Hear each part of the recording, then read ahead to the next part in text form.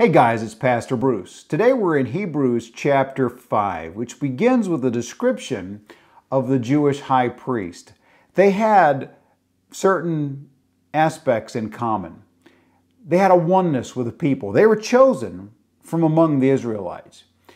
They were compassionate for the people because they suffered through the same weaknesses as everybody else did.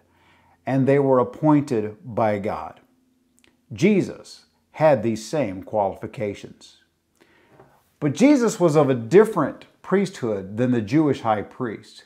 He was of the order or the same kind as Melchizedek, eternal, priest, and king. Now we're going to see more on this in chapter 7, but for now, understand that while the high priest had to make a sacrifice for his own sin during the Day of Atonement, Jesus gave himself as the sacrifice since he was without sin. With that, we come to an aside in verses 12 through 14.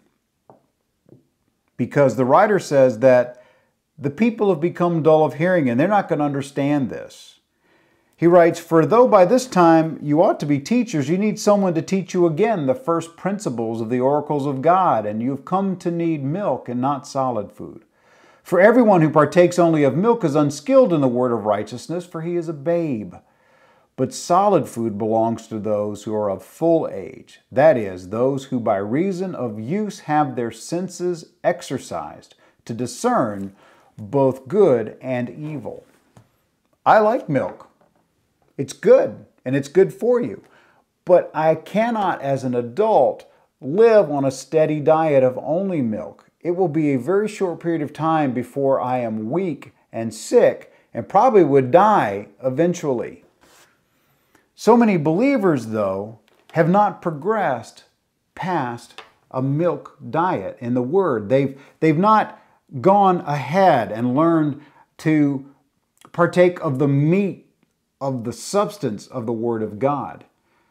How many who've been Christians for 10 or 20 or 30 years or even more can't explain basic theology or even gather together the verses to be able to lead someone to Jesus Christ? Well, it's no wonder when that's the case that so many stumble and fall and eventually walk away from Christianity. God bless you as you go.